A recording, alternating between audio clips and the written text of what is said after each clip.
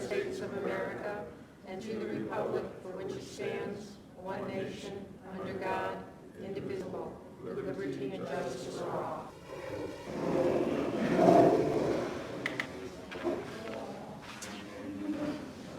Good evening and welcome to our visitors. The first item on our agenda tonight is the presentation of the January graduates. Before we even begin, I'd like to give you an applause.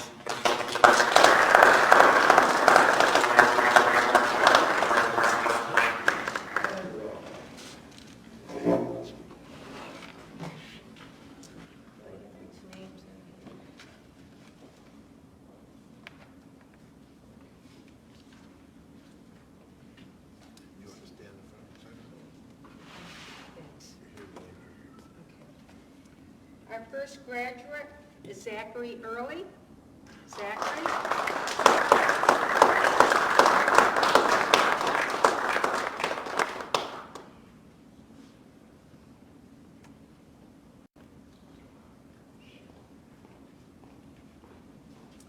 Congratulations, Zachary.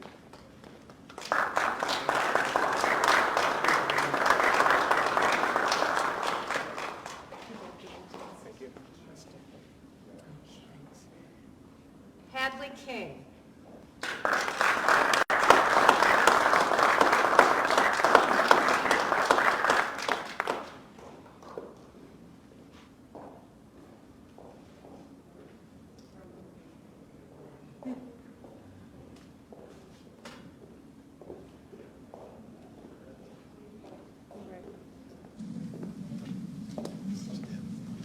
Doesn't this look great?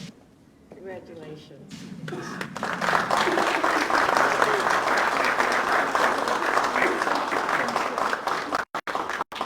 Zachary Kinney.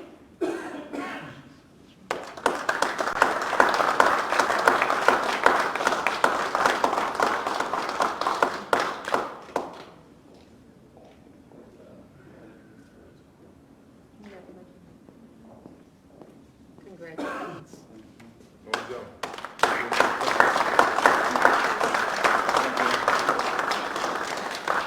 And Jessica Mooney.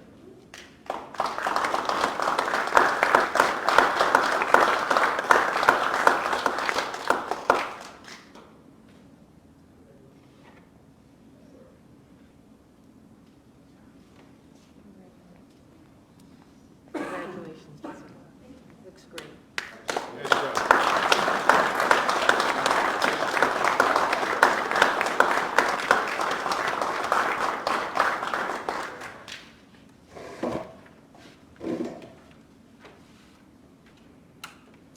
Third item on our agenda tonight, are there any public comments? Anything?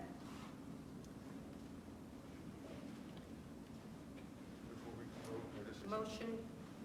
I just wanted to say to the graduates, we don't expect you to stay for the whole meeting. We're going to get into some reports.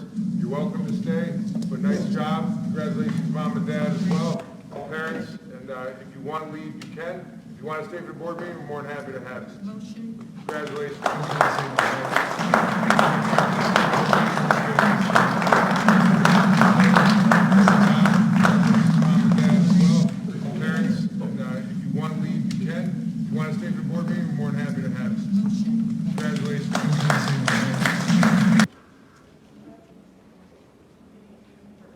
Science presentation tonight, Allison Siragusa and Christopher Murphy. And if it wasn't for Allison, I wouldn't be here tonight. She led me here because, as usual, I lost my way. I don't know. But thank you, and looking forward to the presentation. It's fun. Where do you want to be? Great. Anywhere. Okay. You want to sit right here, or are you going inside? Are we going? I don't know what You guys want to move? Whatever you come for, you can come inside. we will wait. I don't know which way to face now. You face that way. All right, so we appreciate you allowing us to come and talk about science department, both at the middle school and the high school.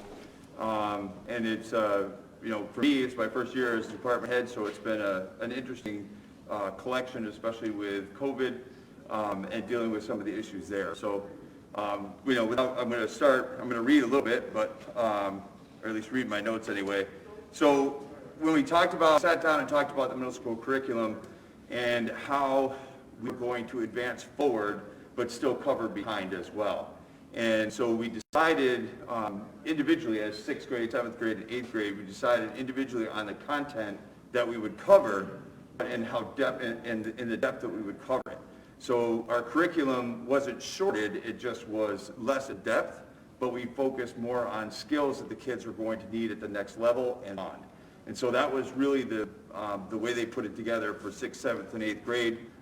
Each group worked separately on that and then submitted the results to me and then to Mark for approval. But basically that was the thing, was how do we get these kids and keep these kids moving forward in the environment that we were dealing with at that point in time. Obviously things changed even throughout the year, but we were able to stay the course, and as of right now, talking to my department, they're pretty much right on the same place or same plane that they were on the way into that. As far as benchmark testing, we did a benchmark test just recently, and we've obviously seen some differences in what we're used to seeing. With 50%, I took the questions that were 50% or lower, or I should say 50% or higher that didn't get them correct throughout the 8th grade group. And what happened was I found that we had a real fall off in living environment. So I went down to the living environment and I showed them my results and I said, what do you think happened? And we went through and it was unanimous that second half of the year in March was where that material, those standards and topics were covered. And so that's where the fall off was for the living environment side. The physics, it was really just simple physics, and there was some earth science in there that John and I had not gotten to. So as far as that goes, it was kind of one of those, we're not sure where we were for those numbers that goes. But the science assessment coming this year, if it does come to fruition, we're obviously yes right now. If it does come to fruition, I'm expecting those same numbers. The physics and earth science components may pick up a little bit, and John and I may be able to get a little review in for the living environment, but roughly those same numbers should follow right along with a bit of percentage spike, in the good direction. But without that living environment component at the end of the year, it kind of was a miss for us. At the high school, for what you're doing for a curriculum, if you want to talk about that. Sure. What we've done for the COVID-related part of curriculum is that we've truncated labs quite a lot. Luckily, the state has forgiven us for the requirement for state labs, because you can imagine that having labs and kids close together is much more difficult. I would say that our honors kids are probably doing about the same curriculum as they were doing before, because they do the work, right? And that our non-honors classes are definitely experiencing shortened curriculums. Teachers, all of our teachers are quite experienced and do know which questions are tested most heavily, and are avoiding those topics in favor of the ones that are tested more often. We have included a lot of technology. And the technology, luckily we have all these new young people in our department, and they're awesome at technology and teaching us and using it, and also finding out what's good. So we're using Nearpod, which is, well, I'm not, but some of us are using Nearpod. And Gizmo has been an incredible hands-on program that allows students to actually manipulate something on the computer and answer questions about that. So we've been trying to make up some of the losses with technology, although that's not as possible as we'd like. And what was my last thing on that list? I don't have it. That portion, truncated. You got it. And I just want you all to know that we're noticing kids having just a tough time. Kids are put upon, depressed. I don't know what you want to call it, because I'm certainly not a psychologist, so I don't know the right thing, but it's noticeable that even high-functioning kids are having a heck of a time. And it's almost worse now that we're at the end than it was earlier on, in my opinion. So we're trying to prepare for the next generation, the New York State Science Learning Standards, which are coming up. They're very hopeful. It's a very hopeful curriculum because it really is fully integrated K through 12. The big ideas stay the same, K through 12. The skills stay the same, K through 12, and they spiral up in complexity. And so I think that what we're going to see is a lot of integration from K to 12 science. That's made better by the fact that Jen Hazard is helping with that by going to the elementary school and the middle school and working through those new labs and the curriculum, the new curriculum with them. So that's been really good. In science, we're not going to see any tests from the new curriculum until 2024, which is that even good? And I think that what you've also got is what I'm excited for, since I put in my letter to retire someday soon, is that there are going to be a whole bunch of young teachers coming in for this new curriculum. They will have been trained for it with their master's degree, with their their graduate degrees, and they'll be primed to come in and just make it up. Everything's pretty good. Would you like to know about? There's also really good testing software that we've been using, quizzing software, and also something called Test Wizard. That's quite useful. Well, one of the things, and I'll come off a couple of things that Allison was saying, we're noticing at the middle school the same type of thing. Even our honors students, there's a decent percentage of them across the board that are struggling to get work done. I don't know whether it's a priority or how they're functionally working through that, especially our kids at home.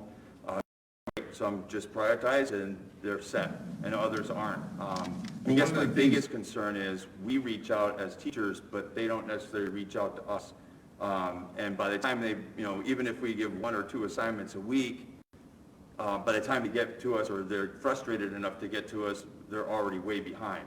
So we've been working on trying to progress through that process as well. I think actually this week in my department meeting, we're going to talk and discuss opportunities to recover some of the credit and also recover some of the skills. Because for me, the grade at this point is irrelevant. It's the skill level that they need to be at to move on to that next group, either 6, 7, or 8, or even into the high school. And we have to make sure that they have the skills to compete and to actually continue on and not get in that same funk next year with that as well. I think one of the biggest things at the middle school, taking a test off the state website and putting it digitally onto a 2019 exam. Nice about that though is once it's done, and you can re-give it and retest it, and that allows us to get immediate feedback. Where my multiple choice is graded for me instantly, I can see a feedback, it gives me all data on it, so that's great because then we can make adjustments throughout the year. So my goal is give a benchmark test for either the 2018 or 2019 science exam to all grades, 6, 7, and 8 in the fall, and then again around this time, and see where we are. See where we're missing in the beginning before we get to 8th grade and onto the high school. And I think that's going to give me across the board, not only the kids per grade, but also as they move up, what they're retaining. And I think that's a big part of it, is some of them are doing great in one grade, and they aren't retaining any of that information going into the next. So, just to see if we can fix that gap between grade levels in science, I think is going to be important. As Allison was talking about with Jen, being involved and working with us for the scaffolding of the next gen standards, it's going to take a little work, especially for the old dogs. And that's what she was saying with the new ones coming in, because you have to sit there, you have to actually sit there and say, okay, I no longer teach living environment, or I no longer teach physics.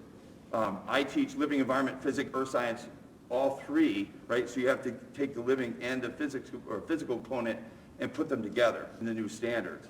And so I'm glad, I talked to Jen the other day, I'm glad at the 5th grade level she's been working with them because that's going to help that transition in sixth grade when, you know, they're not just getting that basic physics, they're actually getting all of it and then scaffolding it as we move 6, 7, 8. And I think that test, you know, giving that test at those points, and even though they might not know some of the stuff, at least we'll know where they are and how far along they are, and I think that'll be important for them. And like she was saying, with gizmos and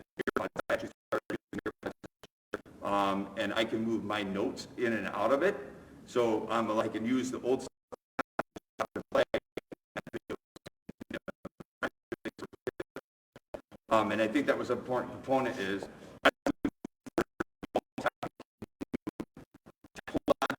electronic part of it, because we never know. And to continue to do that, I think that's really important as we move along. I think that's it. Unless anybody has any questions. Just because of the situation that we're in. Right. A little bit of that and a little bit that the New York State's science learning standards are changing anyway, so sort of training to come up to speed with that. Any questions? I have one question. We're just talking about kids kind of not reaching out to like the very end. And I mean, I know the situation in life this year has just been crazy. And teachers offer like, you know, school ends at 2:20, but they're sort of obligated to be there till 3:10 kind of thing. So do the teachers use that half hour kind of thing like as office hours, or Sort of that the general sense from in the school was don't be and be. And there's not a lot of staying after school these days, Right. but people are having Zoom calls with kids. okay, right. So just kind of having that like office time. Like if you're even in your classroom, your computer on or Zooms or whatever, and just says, hey, I'm having a problem. I mean, kids are well aware around. Every teacher, every science teacher, I believe every teacher, but I'll just go with the science department. Every science department teacher has office hours that are posted in their classroom. Okay. And that's for parents or students. Okay. So if a parent needs to come in and ask questions as well. Now, I personally, I leave any period that I have open for a Zoom call. So I tell the kids on this call, when I'm on Zoom with them or when I'm emailing them, I said, listen, you know, just let me, you know, just come in, do a Zoom, I'll give you your own private Zoom, and you'll come in and we'll work through it, and that way we figure it out. And I've had better success in the second half of the year now than I did in the beginning of the year with that. But I also do videos. I mean, it takes me like 5 seconds to do a video explaining how to get to see where your grade is. And I do that, and I'll put it in the comment section. Here, go here, look at this. Or 1 or 2 questions, I'll do them, I'll do them on a piece of paper with a camera on it, and I'll say, here, this is the way it's done. If you have problems, come back to me, and we can redo that. So we do reach out, definitely as a department. I believe most teachers, at least in the middle school, are anyway as well. I think you make a good point though, because one of the things that kids maybe aren't so good at is how to write an email to ask for help. Yes. Or, like, just how to do that, because really it's Instagram texting, they don't really get the whole dear somebody sincerely, something, so I think that especially for the younger students in the electronic world, how you do that, how you ask for help. Usually what happens is they look panicked and you see their face in front of you, exactly. you go rescue them, but we're not seeing them I know. like that anymore, which is, kind of what I meant. so our superpowers are gone a little bit, yeah.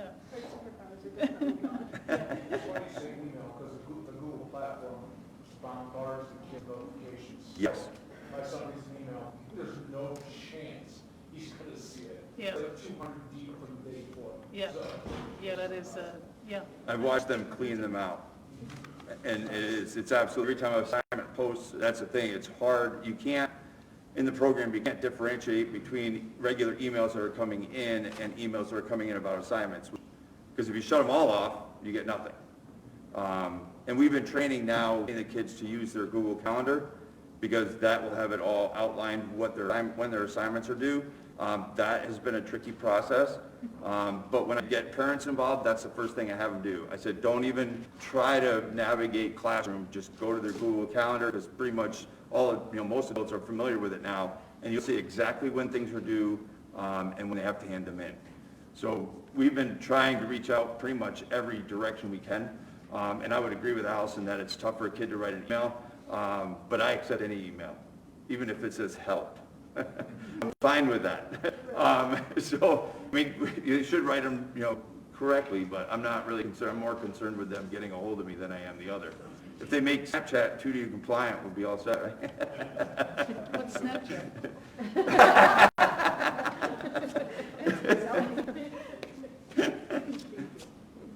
All right. Any other questions? Again, thank you very much. We appreciate the time, and I know you're all busy as well. Have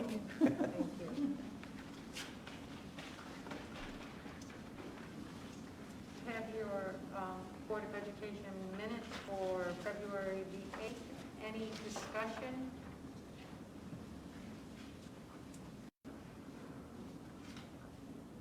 Thanks.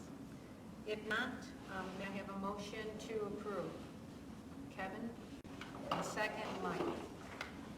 All those in favor? Thank you. Superintendent Howard. So, good evening, everybody.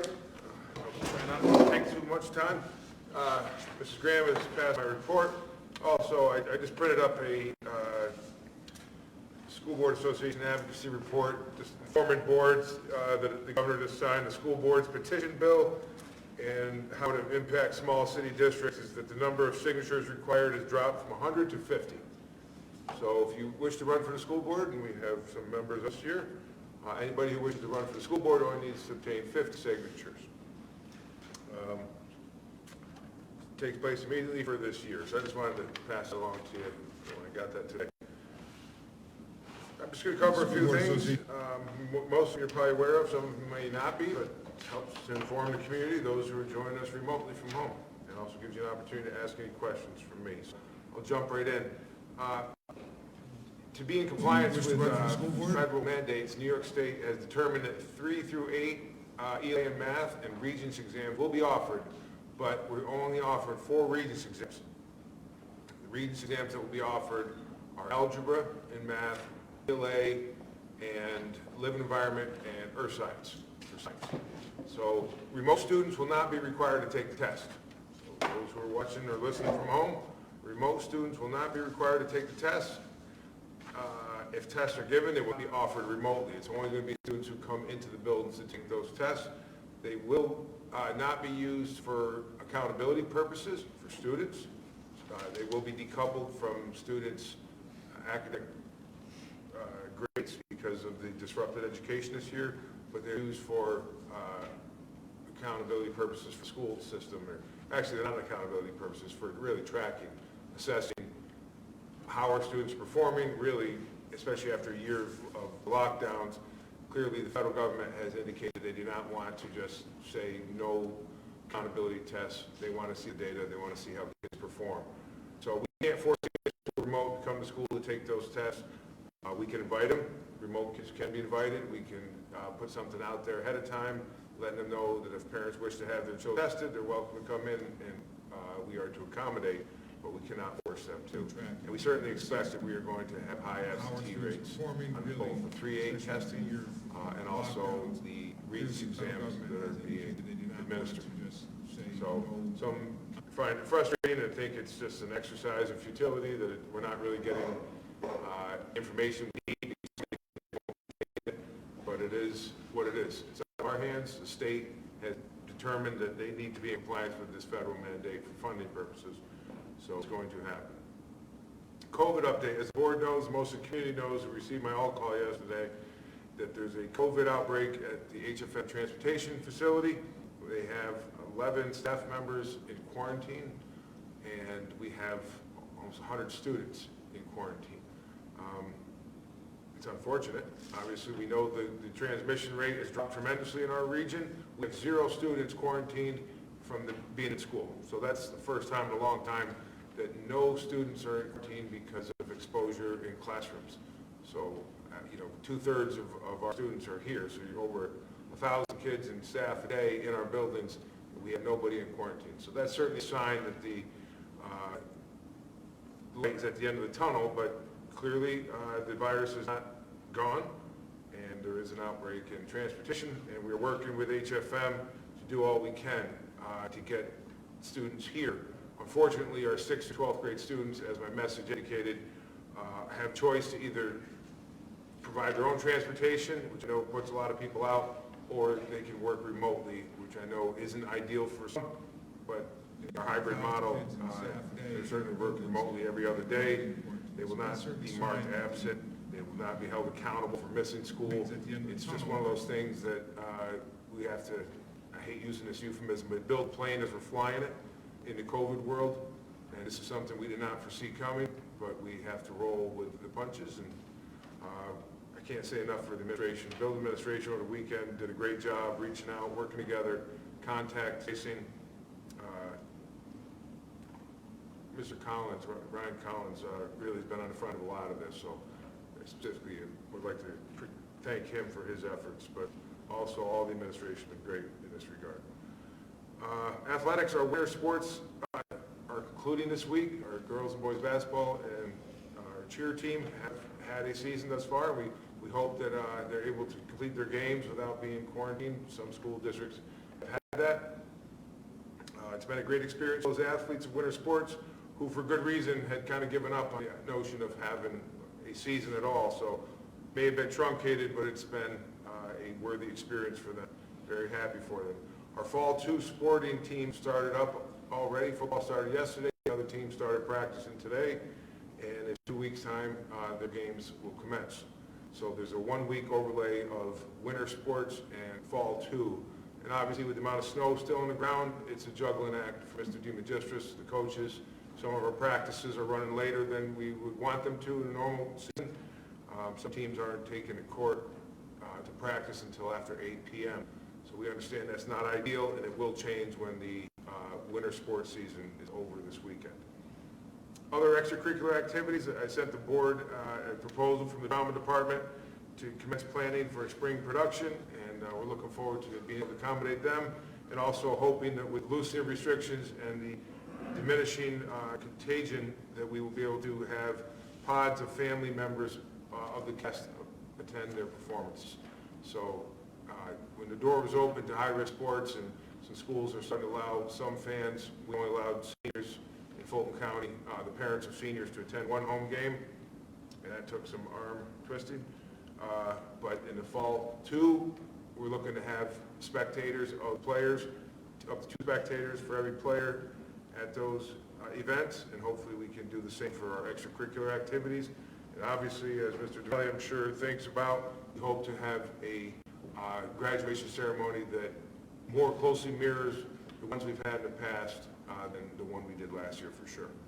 So time is a friend, and hopefully this virus continues to diminish, and the loosening of restrictions that we hear from the government continue to expand. We are interviewing for both Park Terrace and middle school principalship this week. We have 2 rounds of interviews on Tuesday and Wednesday. Tuesday is for the Park Terrace. We have a committee set for that, and Wednesday will be the middle school, and next week there will be a second round of interviews as well. Altogether, we received approximately 18 applications for both positions, and some of those are people applied for both. 18 for each. So 18 candidates for each. Some of them aren't necessarily certified, some of them aren't qualified, but we have some good candidates. We have some people with some experience. So we're hoping we're going to have some good interviews, and the committee will have some tough decisions to make. So, capital construction update. We are having stakeholder meetings this week and next week. CSR has been reaching out to building principals, safety coordinators, athletic directors, department chairs, grade level chairs, obviously Mr. Rockwell.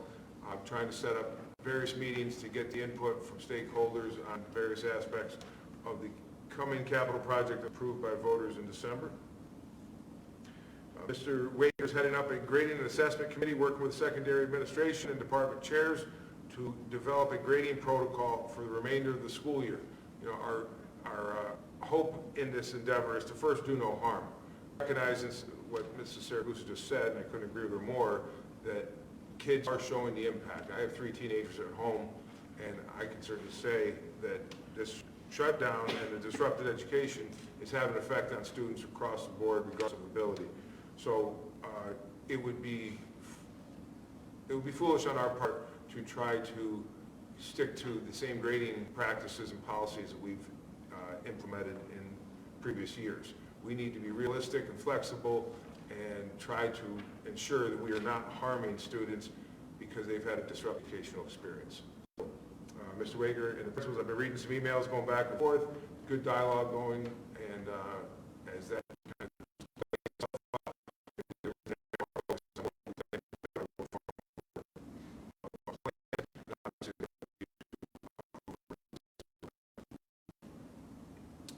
at the elementary level, we are also looking at student attendance to determine if and when it is appropriate to hold students. Retention is something that's fallen out of vogue in education. There's a lot of social promotion, not just in Gloversville, but in our profession. The students are advanced to the next grade level because research indicates that holding them back does not do them any good, and it just further demoralizes them, or gets them behind. But when we have kids that are missing out of school, that we see kids missing in this current school year, we are going to take that on a case-by-case basis, and there may be some retention recommendations coming from our school system. We need the parents of our students at all levels to understand that every day is critically important to kids. And in this environment, we can't take anything for granted and just brush it off. 180-day school years already been reduced in our best model to 90 days across the board, and that's hardly what these kids need.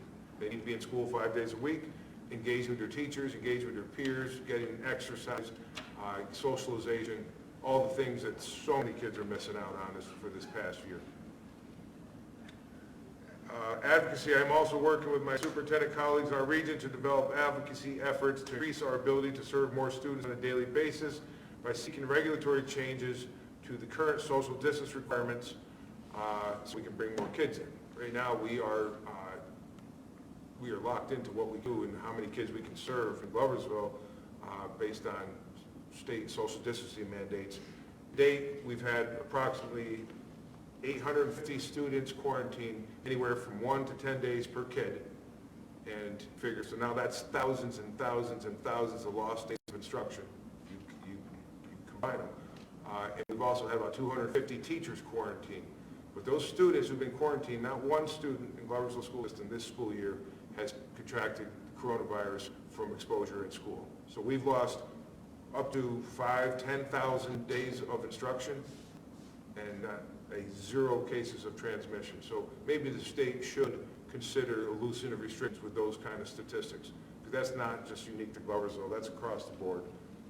The teachers, we've lost 230 teachers to quarantine, so that's again anywhere from 1 to 10 days, and the number of students in their charge who are impacted because that teacher is not with them is again leads to thousands of days lost instruction. So I don't know when the decision makers at the state level are going to recognize that students are suffering as a result of these, I don't want to say draconian lockdown measures, but I don't know what else to call them. And they need to start looking at the impact it's having on children. That concludes my report. Any questions?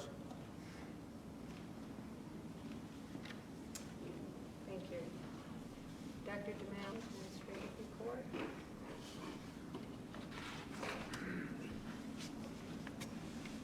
Thank you, Ms. Colling. Just to reiterate some of the words of Superintendent Halloran, we are in a crisis situation. We have to do some triage, and the stats I'll give you today will further reinforce what is happening specifically here in Gloversville. And we got about 15 weeks to go before the end of the school year, so we will be, as Superintendent Halloran said again, looking at some grade policy changes that are in our control that will hopefully provide opportunities to our kids, especially those who have been truly disengaged from the start. So, attendance record to date is 76%. It was 0.25, I believe, on 3-3, but I ran it today and it's 76.22, so we went down just a touch, but 5 days can make a difference, and I provided you with the monthly averages in that report that Mrs. Graham provided you prior to the meeting. The current failure rate for the first semester, which is the first and second quarter, 29% of students in Gloversville High School are failing 4 or more classes. I am going to lump those students into that they've been truly disengaged. They probably have not gone on a Zoom, they probably have not handed in an assignment, they probably have not had a correspondence with their teacher. So that's about 30% of our students, or 214 students out of the 729. As of last week, 32% of our high school population is fully remote. I'm not going to say there's a correlation there, but you can probably inference that from that data. So what if graduation was tomorrow? If graduation was tomorrow, out of the 196 seniors we have, 63% are on track to graduate. That would be the graduation rate, 63%. There's other statistics on the bottom. 21% are failing courses that are required to graduate. So we are going to have to create some opportunities. Projected graduation rate for our students with disabilities, that is something that we are targeted for at the high school. 37% of our students in the senior class are on track to graduate. And 27% of those have dropped out, which is 9 out of the 38 seniors that have IEPs. So, with all of that said, what are we going to do about it? That's the question. What are we going to do about it? Or what can we do about it? So right now, since we returned from Friday break, I've been doing, as we returned from the last break in February, I've been knocking on doors every Friday, about 6 kids, so it's only been going on the past 2 weeks, but you learn a lot. I learn a lot from those visits. For example, parents said, my son's been logging on the whole time. Going on to Google Classroom and being part of Zoom are 2 totally different things.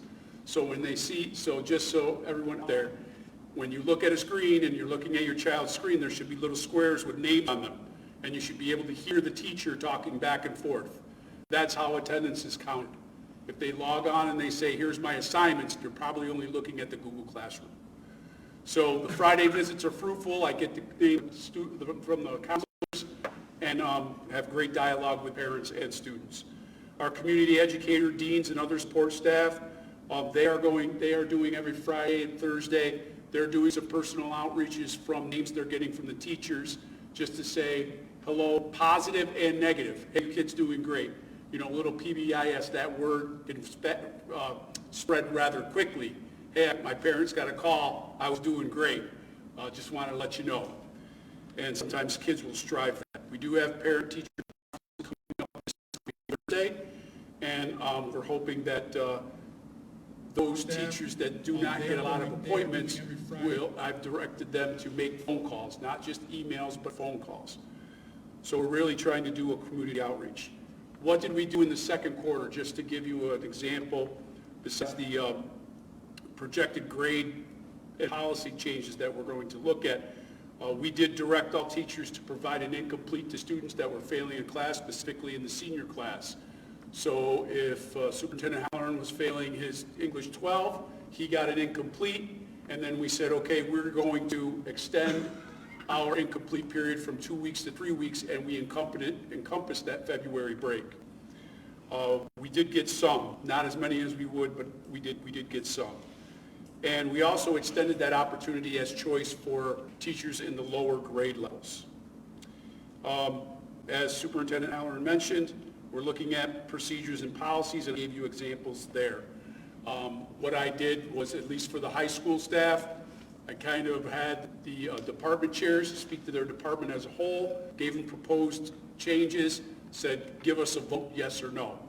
And I provided that to Assistant Superintendent Wager and Superintendent Halloran, and we're in discussions. Once we finalize all that, we'll give it to you and move forward. Hopefully, I'm praying by the end of this week, we'll have those to you for the Friday report that Superintendent Halloran hands on. We have opened the school. I do a Facebook Friday post, and I said, if your child is struggling and you want them to come every day, give us a call, and we're going to try to make that happen. And we had 20 students and parent and families take advantage of that last week. And they were in all this week, every day, for those 20 kids. And that's still open. We're still trying to do that. And the truancy officer is also doing some home visits as well. As Ms. Saragusa was here, I wanted to say that Mrs. Hazard was also one of our master teachers and our tech person. She's providing mini PDs at the end of each day, not each day, but once or twice in the week, and we have them at least once or twice a week in the month of March for engagement for teachers and things like that. So we're trying to do that. And we did have, I will say, thank you to Mrs. Marticello, our social worker. She did do a No Place for Hate anti-bullying presentation that was streamed out to all the kids last Thursday, and I think it went very well.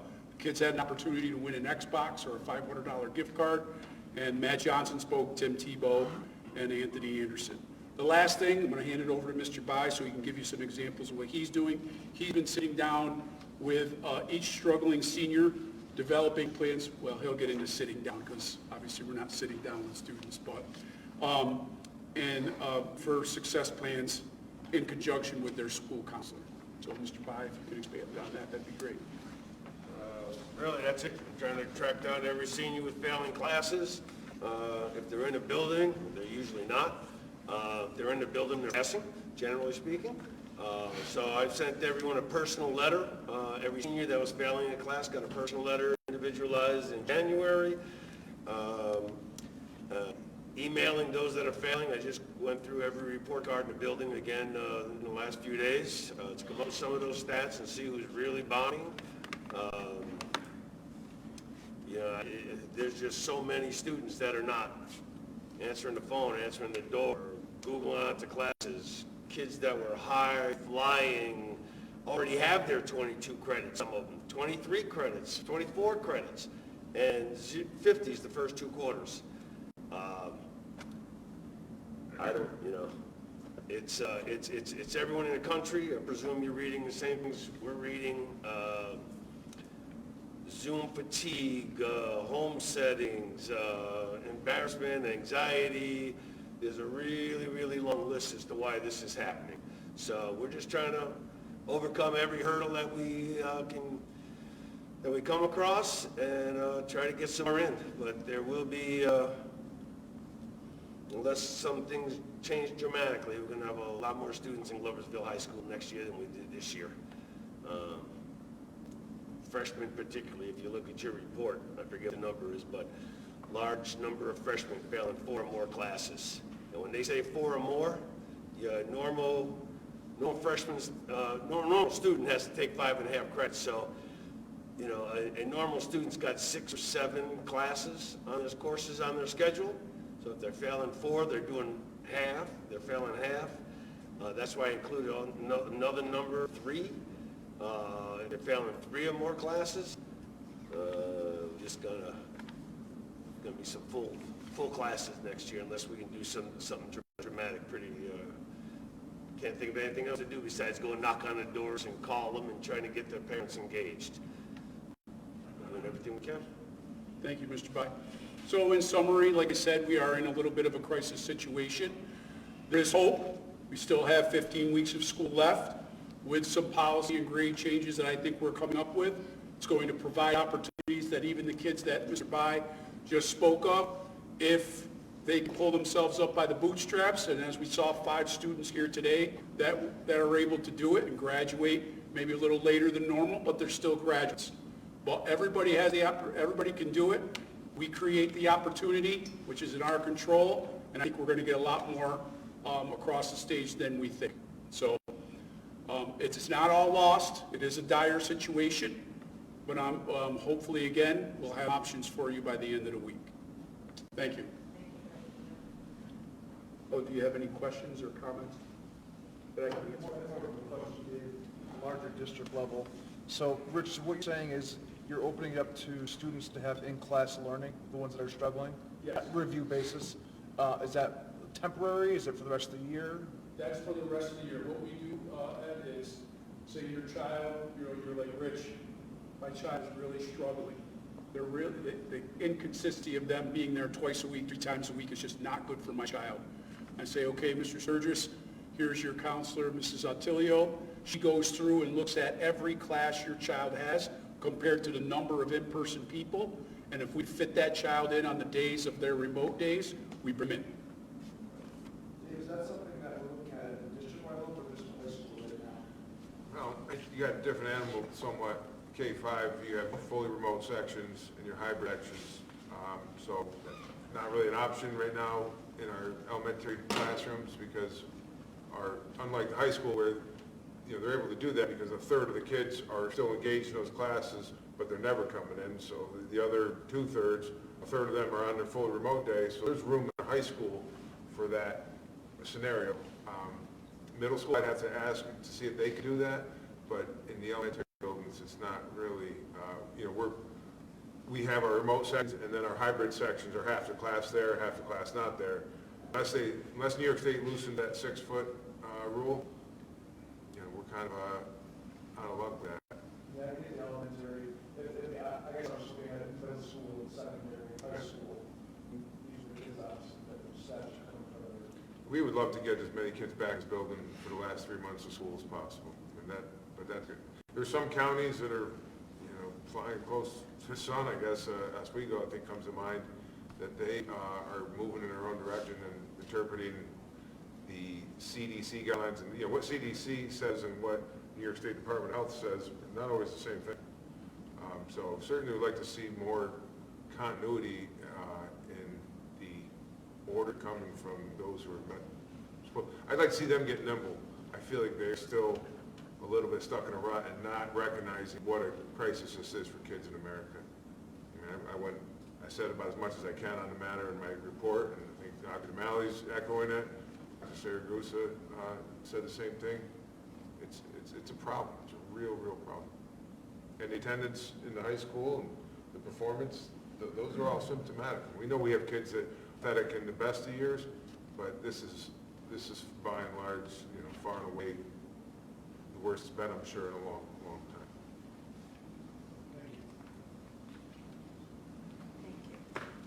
I wish we had more positive things to report, but I think we got to be honest. We're not just going to tell the board everything's great until you see our school report card at some point down the road.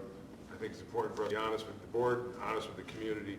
We need the parents, these students, to step up and really get these kids to school. Reach out to us.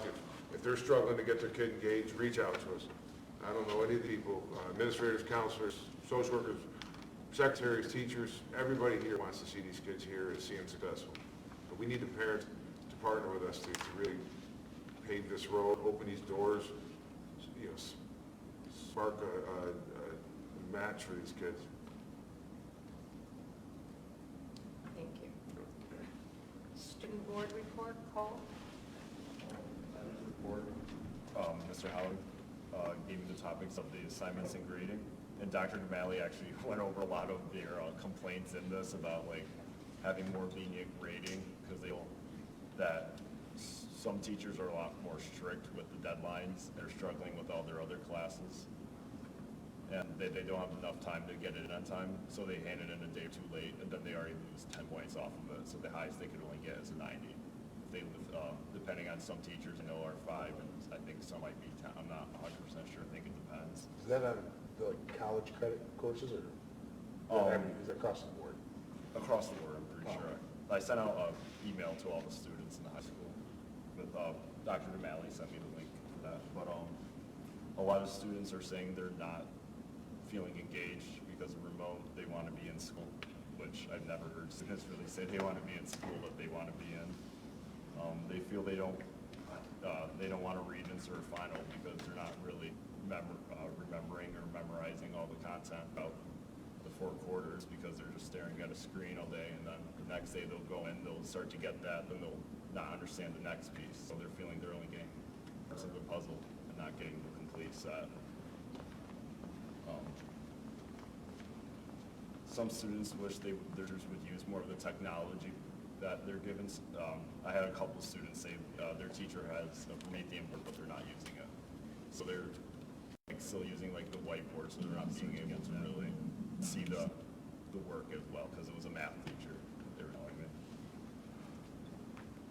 And Dr. May hit all the other points. Students think they want, hopefully, they'll lower the failing grade, and that was brought up on with 60%, and then finals may not being a huge part of the grade as like a fifth of the quarter, or the fifth of the whole year, as most assignments are, finals are. Oh, sorry, that's it. Your opinion as to why so many kids are disengaged? Is it the reasons you just listed, or is there, if there's one thing that's causing kids?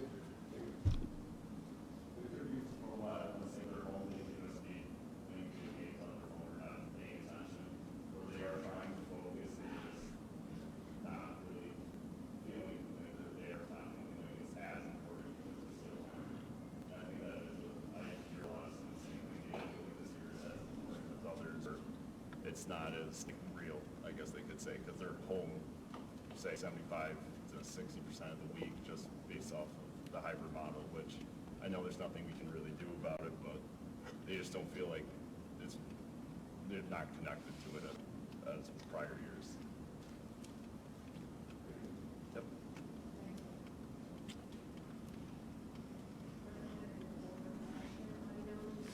801 through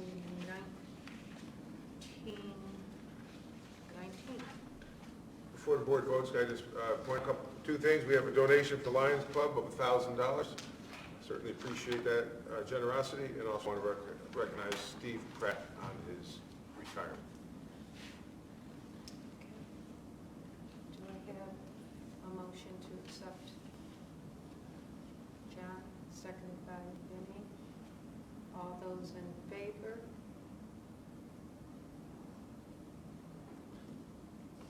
Thank you. We're going to adjourn to executive session to discuss a contract matter. There'll be no action taken after. Thank you. You need a motion and a second to go to exec. Motion to adjourn